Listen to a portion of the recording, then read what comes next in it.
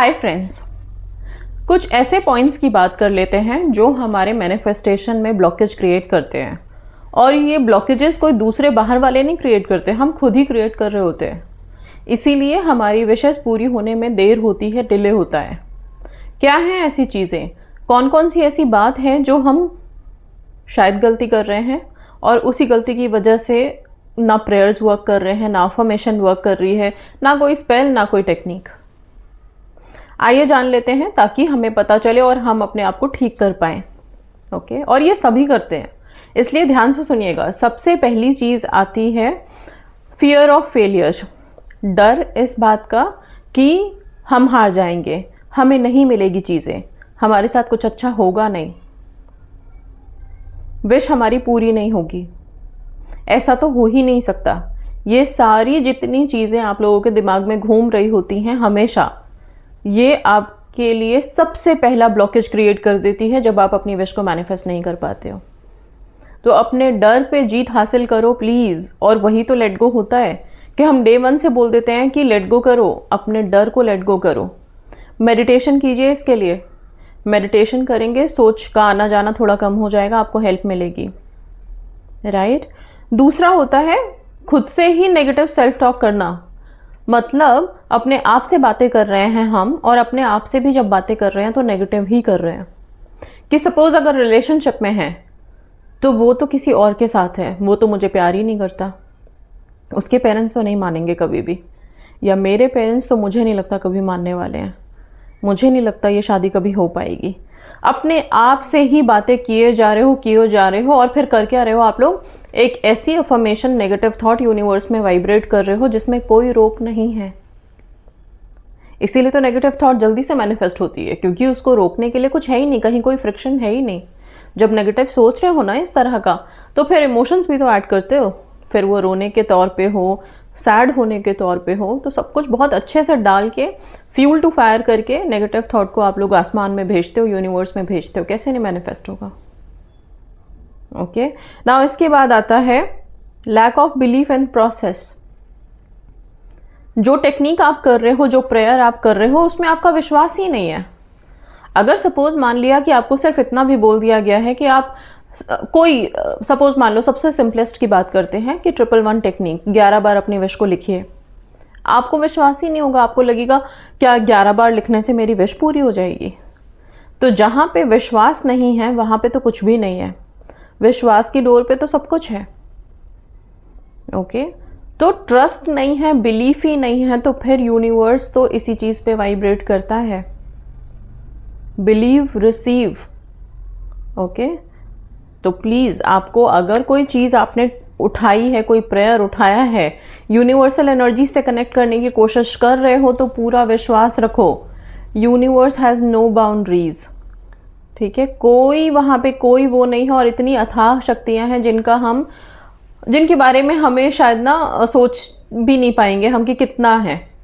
पहले वो विश्वास जगा लो कि जिन शक्तियों से मांग रहे हो उनके लिए आपकी एक छोटी सी विश कुछ भी नहीं है, बहुत आसान है, बशर्ते आपके पास वो ताकत होनी चाहिए कि आप अपनी विश को ऊपर भेज पाओ। ओके, इसके बाद है अपनी विश में, अपनी लाइफ में हमेशा कमियों के बारे में सोचना।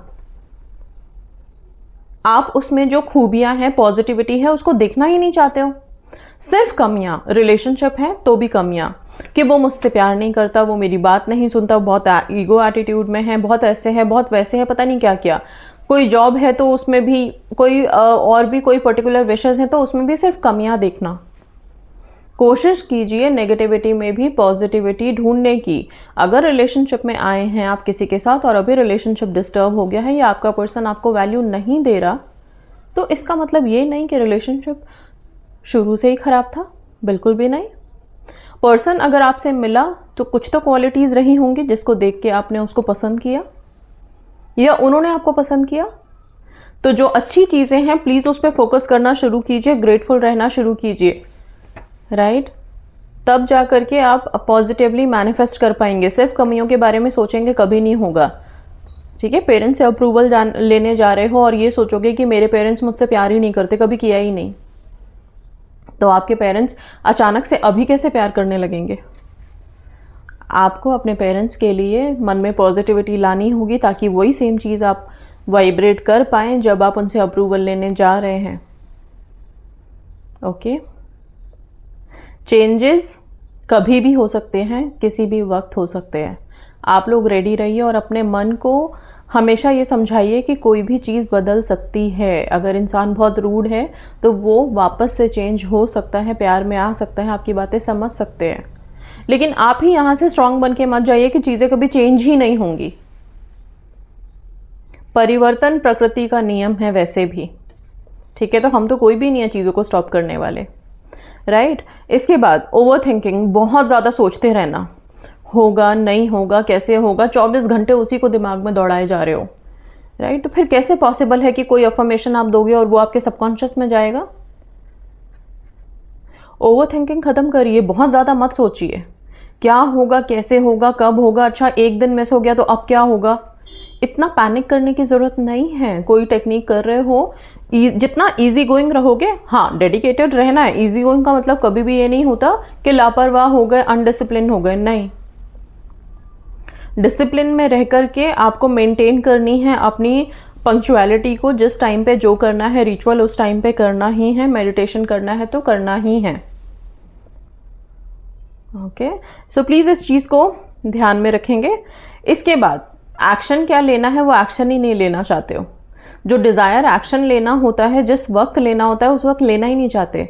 सपोज मान लो कि बहुत दिनों से आप टेक्निक्स कर रहे हैं, एक कॉल मैनिफेस्ट करने की कोशिश कर रहे हैं, ठीक है। बट कई लोग ऐसे हैं जो ब्लॉक करके खुद भी बैठे हैं और फिर कॉल, तो कॉल कहाँ से आएगा अगर आपने खुद ही ब्लॉकेज क्रिएट किए हुए हैं, आपने खुद ही सामने वाले का नंबर ब्लॉक किया हुआ है, ये शो करने के लिए कि हाँ आप अपने आप को प्रायोरिटी पे रखना चाहते हो, प्रायोर दिखा रहे हो, इसलिए मे बी शायद। तो एक्शन तो आपको लेना होगा, आपको पहले खुद से अनब्लॉक करना होगा। अपने रिचुअल्स अगर काफ़ी लंबे टाइम से किए हैं आपने, तो एक बार इनिशिएटिव आप भी ले सकते हो। तो बहुत जगह एक्शंस की ज़रूरत होती है। जॉब आप ढूंढ रहे हो, जॉब के लिए आप टेक्निक्स कर रहे हो, प्रेयर्स कर रहे हो, एक्शन तो तब भी लेना है आपको। इंटरव्यू के लिए आपको आगे बढ़ना है,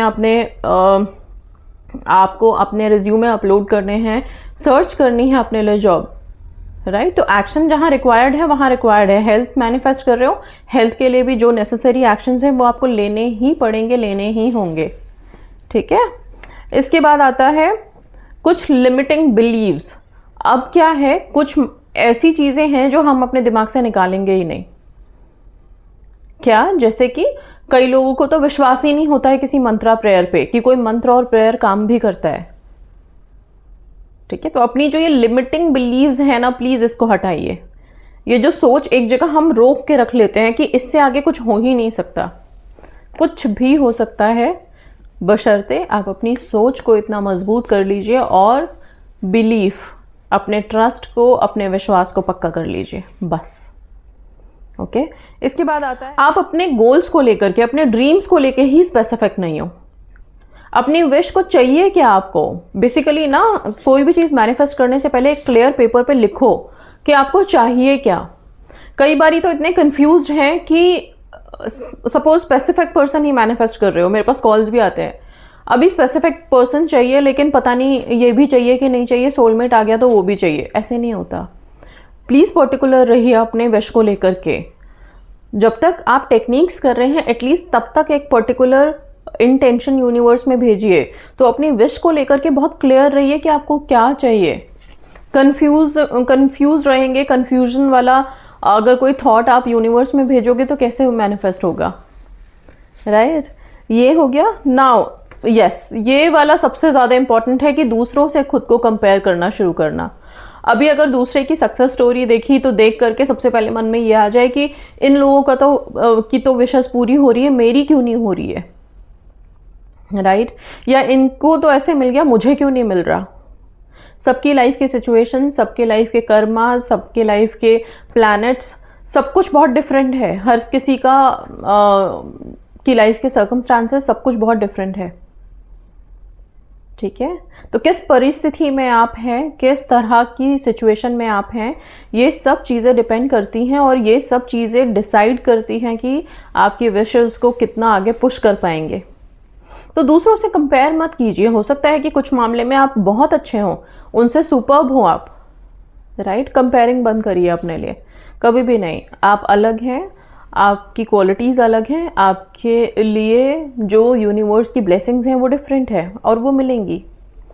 इसके बाद आ जाता है जब साइंस मिलते हैं ना यूनिवर्स से, लाइक हमें कुछ नंबर्स दिख गए ट्रिपलिंग्स में, 4 टाइम्स में, डबल में, जैसे भी फेदर्स दिख गए, ठीक है। कुछ अगर हम देख रहे हैं और एकदम से कुछ ऐसे कोट्स आ गए जो हमें कुछ समझाने की कोशिश कर रहे हैं, राइट। और उन सब चीज़ों को इग्नोर करके हम बस आगे बढ़े जा रहे हैं, बस अपना जो सोच रहे हैं वही सोचे जा रहे हैं, कुछ और पे जाना ही नहीं है हमको। तो यूनिवर्स के साइन को इग्नोर मत कीजिए, जब जैसा साइन मिले उसको ध्यान में रखें। ओके, साइन से रिलेटेड बहुत सारी वीडियोस हैं मेरी अपलोडेड। अगर कन्फ्यूजन है कि कौन सा साइन क्या बताता है तो आप मेरी वीडियोस चेक कर सकते हैं। आप angel number by Suman Sharma डालिए यूट्यूब में, आपको नंबर्स कि क्या क्या मतलब है, अगर कोई नंबर दिख रहा है तो वो आपको वहाँ पे पता चल जाएगा।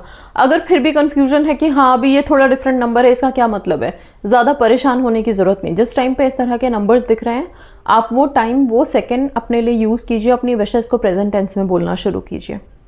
माइक्रो सेकेंड के लिए अगर यूनिवर्स की वाइब्स आपसे कनेक्ट हो रही हैं तो सोच करके उस टाइम को वेस्ट मत कीजिए। उस टाइम पे आप अपनी थॉट को यूनिवर्स में भेज दो, बिकॉज वो कुछ टाइम के लिए ही तो कनेक्शन बन रहा है आपका। ओके, बाद में फिर आप सर्च कर लीजिए कि वो नंबर्स का क्या मतलब है। ओके, या फिर फेदर्स दिख रहे हैं तो उन फेदर्स का क्या मतलब है, राइट। सो इन सब चीज़ों को ध्यान रखिए, अपनी विशेस को जल्दी से मैनिफेस्ट कीजिए। और अगर इन सब चीज़ों पे थोड़ा सा भी आप फोकस कर लेते हो, थोड़ा करेक्ट कर लेते हो, आप बहुत जल्दी मैनिफेस्ट कर पाओगे। Okay, so that's all. Thank you so much and God bless you all.